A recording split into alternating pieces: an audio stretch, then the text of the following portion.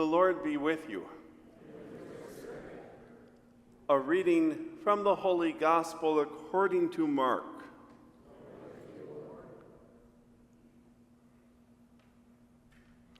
Jesus summoned the 12 and began to send them out 2 by 2, and gave them authority over unclean spirits. He instructed them to take nothing for the journey but a walking stick. No food, no sack, no money in their belts. They were, however, to wear sandals, but not have a second tunic. He said to them, "Wherever you enter a house, stay there until you leave. Whatever place does not welcome you or listen to you, leave there and shake the dust off your feet in testimony against them." So they went off and preached repentance.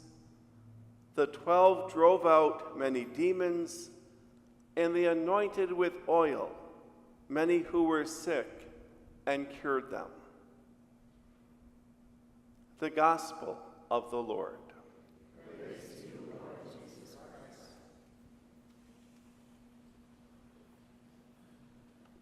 Take nothing for the journey, nothing but a walking stick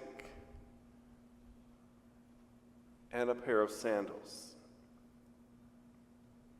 In other words, travel as did the Israelites when they fled slavery in Egypt and made their way to freedom in the Promised Land. In the Gospel, Jesus gives us a very different model of mission than what we usually find today. Today, it's common to carry a suitcase, at least one, filled with Bibles, rosaries, small catechism, prayer books, and other articles. Yet Jesus says that a missionary should set out with nothing. Having nothing, one cannot help but be aware of being vulnerable and needy, so that a real, honest exchange of gifts takes place between the one who's evangelizing and the one who's being evangelized, so much so that it's really both at once. Sharing the gospel is always a two-way street.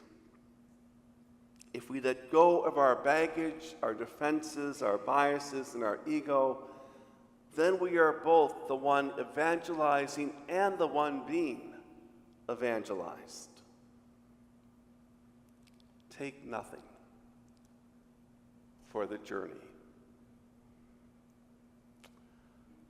When I was first ordained, it was very popular at that time to twin a suburban parish with a city parish.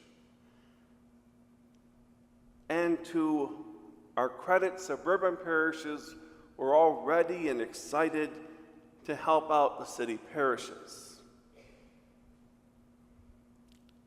To our discredit, however, those of us in the suburbs were not all that open to receiving the gifts from parishes in the city. In fact, we struggled to even acknowledge that we had something to learn from parishes in the city.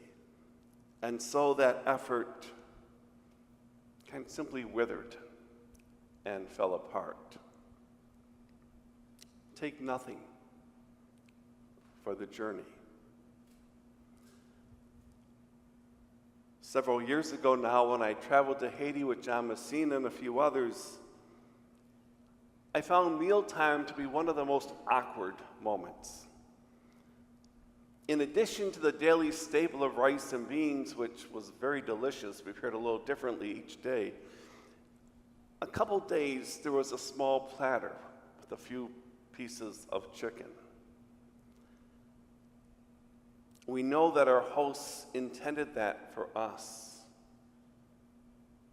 We also knew that they really needed that chicken far more than we did. And yet, taking nothing demanded that we allow them the dignity and respect to be hosts.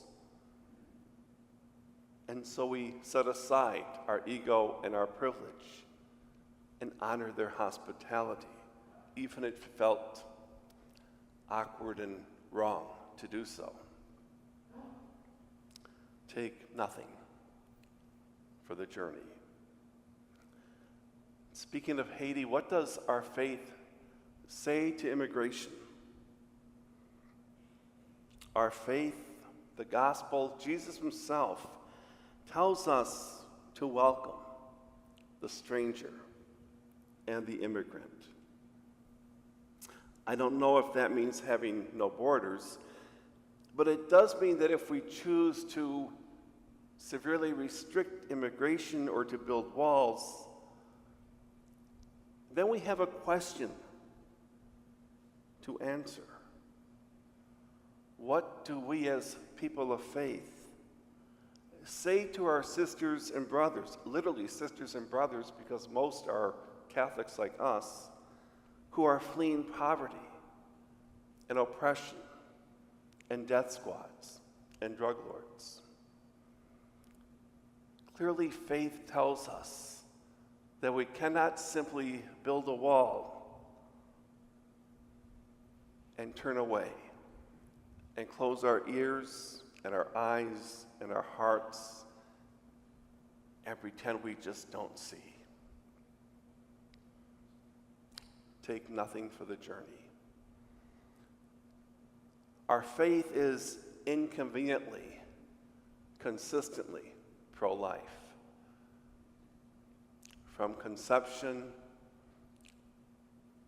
to immigration to natural death.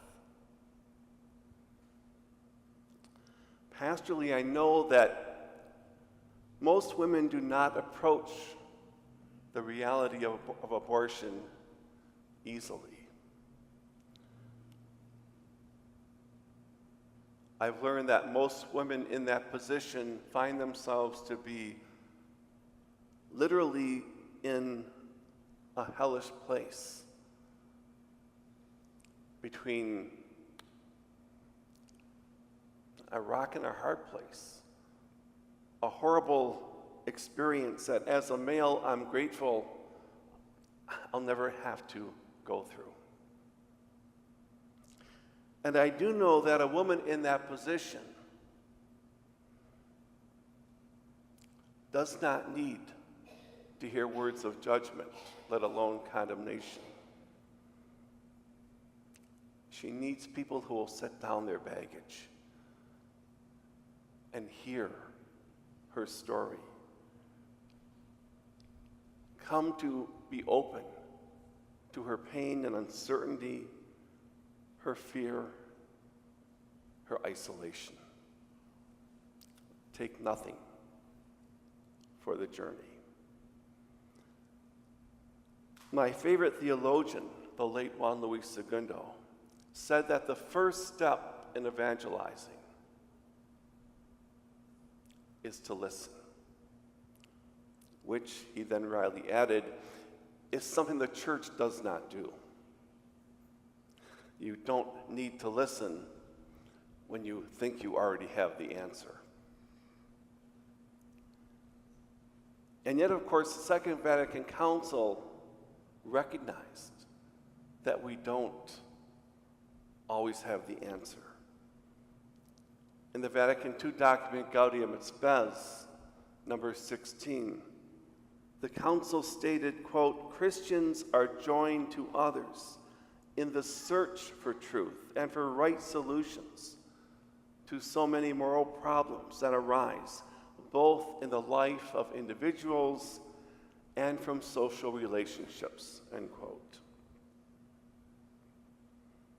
take nothing for the journey, especially leave behind our pet answers and our talking points and our ready-made responses, so that our minds and hearts might be open and able to listen.